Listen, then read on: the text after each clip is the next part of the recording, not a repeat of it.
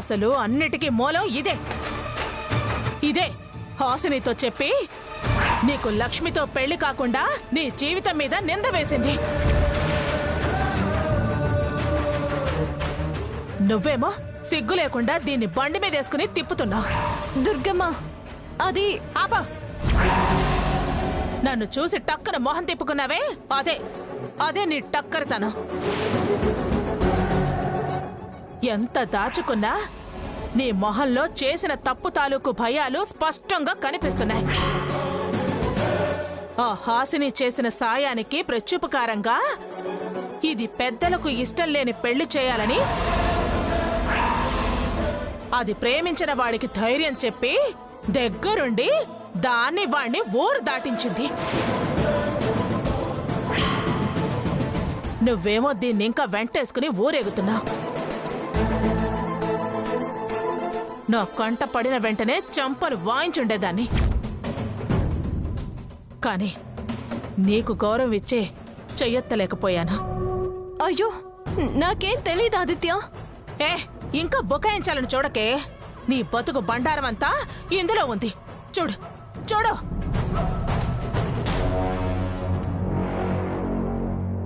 హాసిని ఒక అబ్బాయిని ప్రేమించింది. ఎవరికి చెప్పకుండా పారిపోయారు.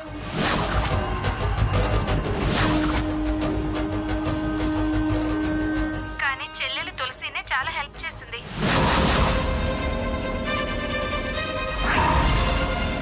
ప్రమాణ పూర్తిగా నాకేమీ తెలియదు దుర్గమ్మ. దొంగగా దొరికాక కూడా ఇంకా ఎందుకే ఈ దొంగ ప్రమాణాలు? నువ్వే నీ కళ్ళతో తులసియే దగ్గరుండి పంపింది అన్న విషయం చెప్పింది విన్నావుగా, చూసావుగా. రే, ఇంకా ఎందుకురా దీంతో స్నేహం? పద. నువ్వు ఆగరా. దీని గురించి నువ్వు ఇంకే విషయం చెప్పినా నేను విందల్చుకోలేదు. పద పద. నువ్వు కార్తీక్,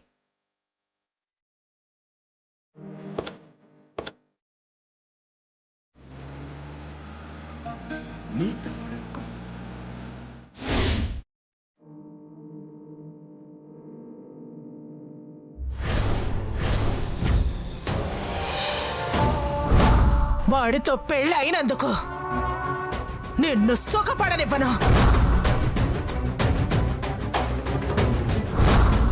తొల్లయ్యే భాగ్యం కలగనివ్వను.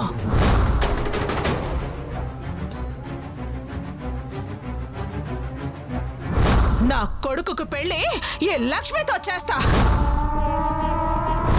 ఏడాది తిరక్క ముందే మనవణ్ణి ఎత్తుకొని వాడి కాళ్లతోనే నీ మొహం మీద తన్నిస్తాను. ఒక్కగానొక్క కూతురు జీవితం ఇలా అయిపోయిందేంటి భగవంతుడా? తండ్రిగా ప్రేమ అందించలేకపోయాను, ప్రేమగా ఆదరించలేకపోతున్నాను. ఇదేం పరీక్ష? తెలియక చేసిన పాప ఫలితమా? ధర్మమనో బాధ్యతనో ఎవరికైనా అన్యాయం చేశానా? ఆ ఆవేదనాన్ని ఇలా శపించిందా?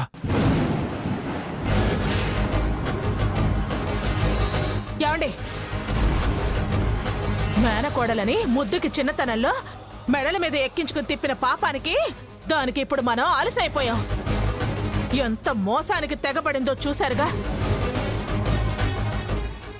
ఏకంగా అది మన కొడుకు మీదే మోహం లేనివాడు అని నింద వేసింది. దాన్ని మీరు తలిచినా వీడు చూసినా మహాపాతకాలు తగులుతాయి.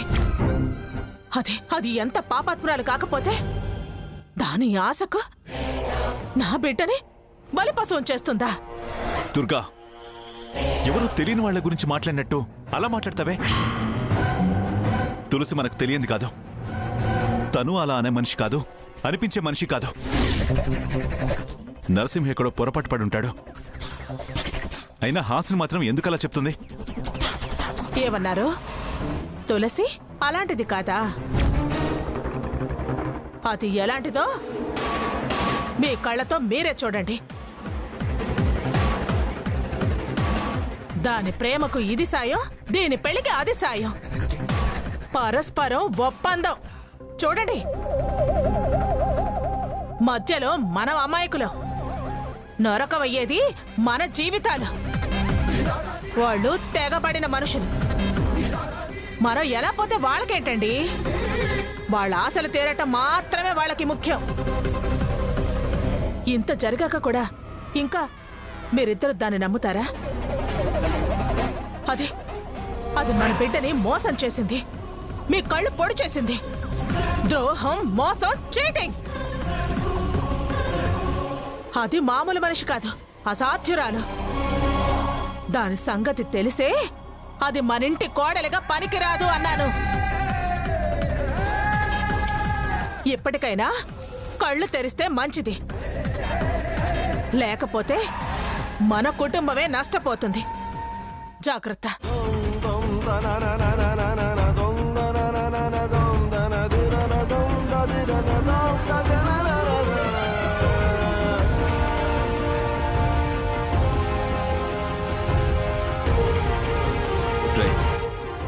నువ్వు అవేవి నమ్మకు. ఎక్కడో ఏదో పొరపాటు జరిగింది. దీని గురించి క్లారిటీ ఇయ్యి, త్వరలోనే తెలుస్తుంది. రారా.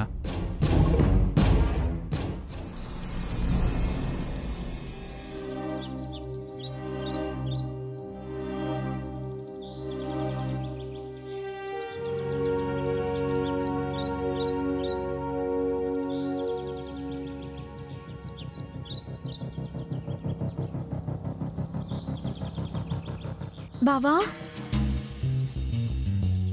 మా నాన్న విషయం గురించి ఆలోచిస్తూ బాధపడుతున్నావా? వద్దు బావా, అది నిజమైనా అబద్ధమైనా నేను నిన్నే ప్రేమిస్తాను. నేను నా జీవితంలోకి వేరొకరిని ఆహ్వానించలేను, మరొకరిని భర్తగా అంగీకరించలేను. ఎప్పటికీ నేను నీదాన్నే బావా. జీవితానికి నువ్వే నా భర్తవి. నోరు ముయ్యవే, పోవే అవతలికి. భర్త అంట భర్త. అసలు నా ఇష్టం లేకుండానే నీ ఇష్టానికి నీకు భర్తనైపోతానా? తులసి అలా చెప్పించదు, దాని బుద్ధి నాకు తెలుసు. నువ్వే కదా తులసి. నమ్ముతున్నావా ఆదిత్య అంటే? నింద నా మీద కదా, అర్థం కావట్లేదు, అంతా అయోమయంగా ఉంది అన్నావు. అంటే తులసిని అనుమానించినట్ట? ఆ అనుమానాన్ని నువ్వు అవకాశంగా తీసుకుని తన స్థానం నువ్వు కాజేద్దామని చూస్తున్నావా? అది జరగని పని. తులసి ప్రేమ అబద్ధం అన్నట్టు నీకు తోచింది నువ్వు మాట్లాడకు. మా ప్రేమ నిన్న మొన్నటిది కాదు, జన్మ జన్మలది. అందుకే రక్త సంబంధికులుగా బావమర్దలుగా పుట్టాం. బావా, అది నీ మీద అంత నింద వేశాక ఇంకా దాన్నే ప్రేమిస్తున్నాను అంటావే? మా ప్రేమలో నిజాయితీ ఉంది, అబద్ధాలకి చోటు లేదు. అబద్ధపు మాటలు తులసికి చెప్పాల్సిన అవసరం లేదు. అంటే హాసిని చెప్పింది నిజమే అంటావా? పళ్ళు రాల్తాయి. తులసి హాసినితో చెప్పించింది అనడం అబద్ధం. చాలా నిజం ఆదిత్య, ఇప్పుడు నువ్వన్నదే నిజం, నేను చెప్పించానన్నది అబద్ధం. నన్ను నమ్ముతున్నావు కదా ఆదిత్య? ఏంటి నమ్మేది? ఎలా నమ్మేది? అంత మచ్చ మీద పడేసి నమ్ముతున్నావా బావా? ఇప్పుడు చెప్పేదేంటి అంటావే? నువ్వు చెప్పమనంది హాసిని ఏం ప్రయోజనం ఆశించి అలా చెప్తుంది? ఊరికే డ్రామాలు ఆడకు. ఆ మాటే అనొద్దు లక్ష్మి. నేను ప్రమాణ పూర్తిగా చెప్తున్నాను, చెప్పాను చెప్పించాను అనేది పచ్చి అబద్ధం.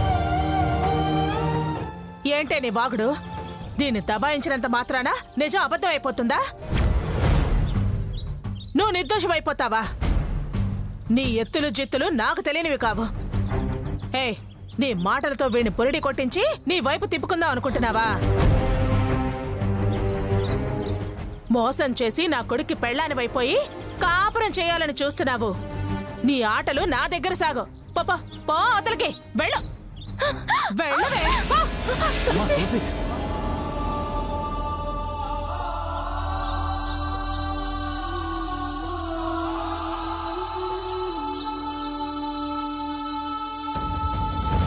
అప్పుడు వదిన క్షేమం కోరి నిన్ను దూరం చేశాం.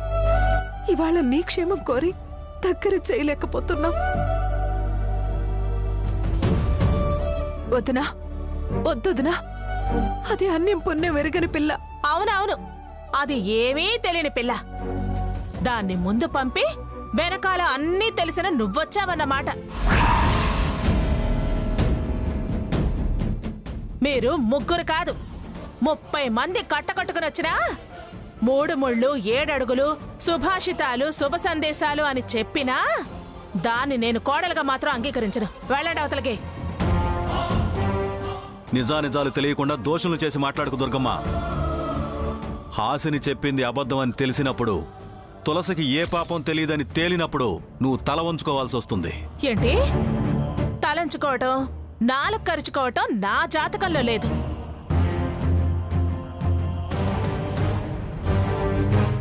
పిచ్చి పిచ్చి సెంటిమెంట్లు ప్లే చేయాలని చూడకండి.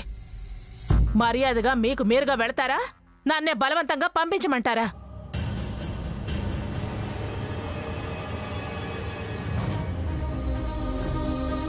అవసరం లేదు దుర్గమ్మ, మేమే వెళ్తాం. పదమ్మా.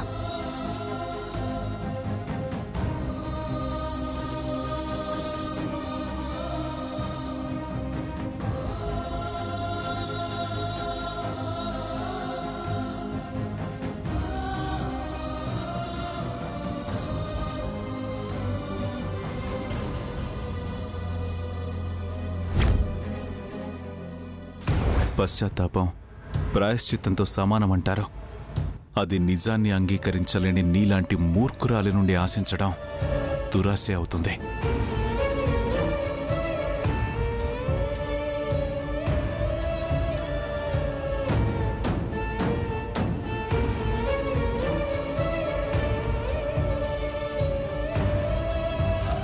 పదవే.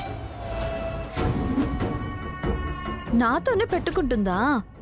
ఇప్పుడు తిక్క బాగా కుదిరినట్టుంది.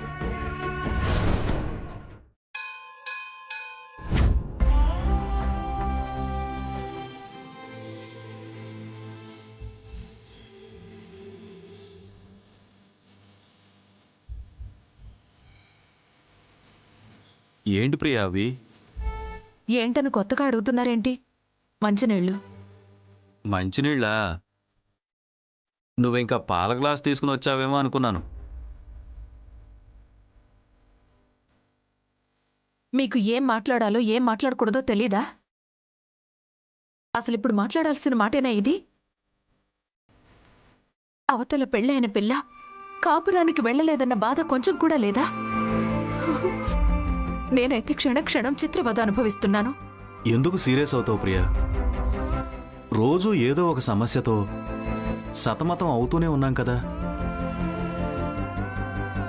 నిన్ను కాస్తైనా సంతోషపెట్టడానికి, నువ్వు ఆ బాధలో నుంచి యువతలకి రావడానికి, పరజ్ఞానంలో ఉంటున్న నిన్ను ఈ లోకంలోకి తీసుకురావడానికి ఏదో అలా అన్నాను. ఎప్పుడూ కన్నీళ్లతో నిండున్న ఆ కళ్ళల్లో చిన్న మెరుపు చూడ్డానికే ప్రియా, కోర్కెలతో కాదు ప్రియా. అయినా నా గురించి తెలీదా? ఈ సాంబయ్య మనసుతో ప్రేమిస్తాడు, వయసుతో కాదు ప్రియా. అది కాదండి, మీరు అలా అనేసరికి నాకు చాలా బాధగా ఉంది ప్రియా.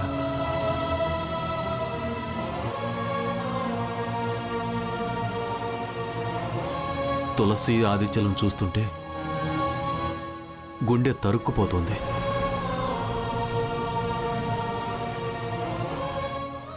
ఇది బాధ దాచుకోవడానికి బయటికన్నమాట,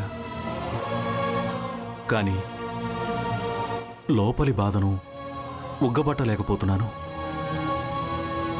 తలుచుకుంటే దుఃఖం తన్నుకుంటూ వస్తుంది. ఏం చేద్దాం చెప్పు ప్రియా?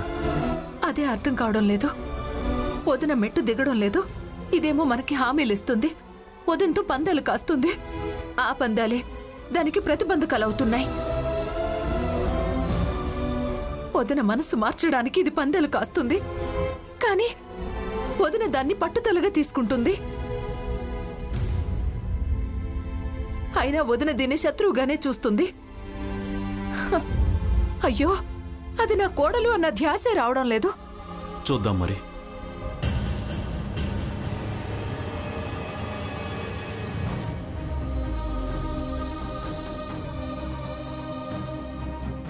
ఏంటి బాధపడుతున్నారా? దేనికైనా కాలం కలిసి రావాలి. మన ప్రయత్నం మనం చేయాలి. అయినా బాధలు కన్నీళ్ళు మనకేమీ కొత్త కావు కదా. పరిష్కారం వెతుక్కోవడం, ప్రయత్నం కొనసాగించడమే. ఇలా ఎంతకాలమే? దారి దొరికి దరి చేరేదాకా. నువ్వేం బాధపడకమ్మా. నిజం నిరూపిస్తాను. నా దోషం లేదు అని తేలుస్తాను. ఏంటోనమ్మా, బావ కూడా ఈ విషయంలో కాస్త అసంతృప్తితో ఉన్నట్టున్నాడు. మామయ్య, ఆదిత్య ఈ తులసి మీద ఎప్పుడు నమ్మకం పోగొట్టుకోరు సాంబయ్య. తులసి తప్పు చేయదు సాంబయ్య. ఈ విషయం మామయ్యకి ఆదిత్యకి కూడా తెలుసు. గట్టిగా చెప్పాల్సి వస్తే ఆ దుర్గమ్మకి కూడా తెలుసు. వదినకా? మీ వదినకే.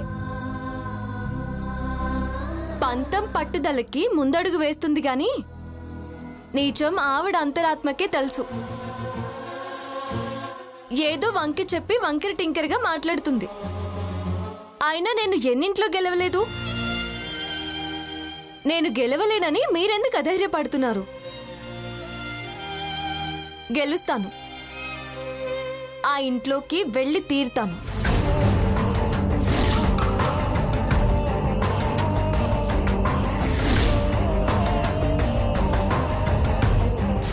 వదినా, వదినా, వదినా.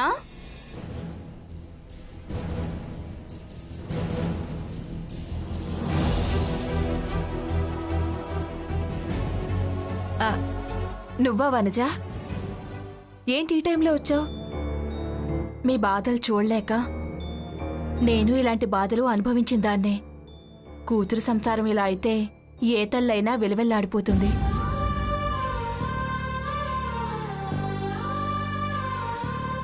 పరబ్రహ్మస్వామి గురించి విన్నారా?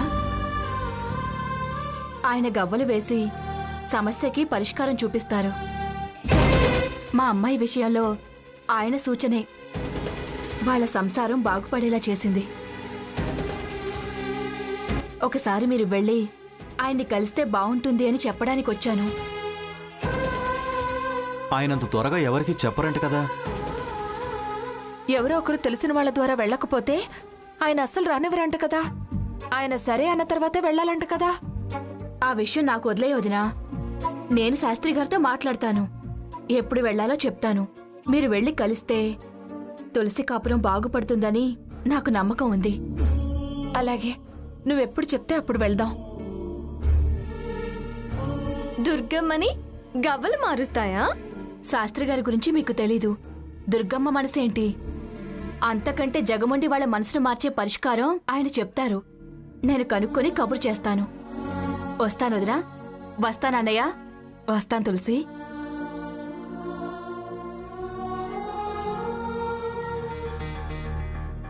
ఇందాక నువ్వు అన్నావు కదా ప్రియా, కాలం కలిసి రావాలని. అది ఇదే మరి. కలిసొస్తే సంతోషమే కదండి.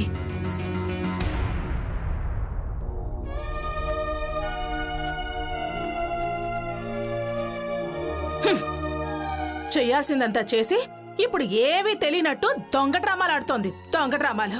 అమ్మా, చాలాసార్లు అన్నావు కదమ్మా, మళ్ళీ ఎందుకు అన్నావు? అంటాన్రా, ఎన్నిసార్లన్నా అంటాను. నా కడుపు మంట చల్లరదాకా అనుకుంటాను. శతకోటి సార్లు అంటాను. ఓ, దాని మీద ప్రేమ నీకు కోపం తెప్పిస్తోందా? అనుకో అనుకో దుర్గా, అనుకో. 100,000,000 సార్లు అనుకో, 1,000,000,000 సార్లు అనుకో, అనంత కోటి సార్లు అనుకో. ఇబ్బంది ఏం లేదు, అభ్యంతరం లేదు. ఎవరి నమ్మకాలు వాళ్ళకున్నాయి. నిజం దాగదు అని కూడా తెలుసు. ఏం దాగుతుందో ఏం దాగదో. నా మనవరాలు బతుకు మొత్తం దాగుడు మూతలయ్యింది. దీని తండ్రేమో సంబంధం చూశాను అంటున్నాడు. నువ్వు సంబంధం లేదు, చట్టుబండలు లేదు, నా కొడుకుతోనే పెళ్ళి అని ఇక్కడే ఉంచావు. అటు కాక ఇటు కాక దీని బతుకు ఇలా గుమ్మాలు పట్టుకుని వేలాడడంలోనే తెల్లారిపోయింది. ఇంకా ఇప్పుడు కూడా మాట్లాడి పిన్ని. రేపే పంతులు గారిని పిలిపించి దీంతో ఆదిత్య పెళ్లికి ముహూర్తం పెట్టిస్తాను. నువ్వేం భయపడకు.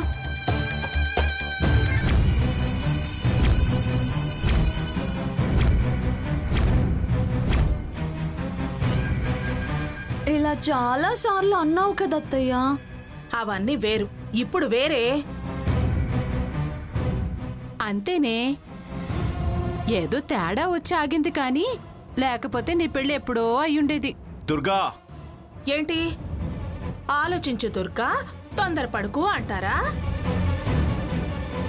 అది నా బిడ్డ మీద అంత మచ్చ వేసిన తర్వాత ఇంకో ఆలోచనే లేదు.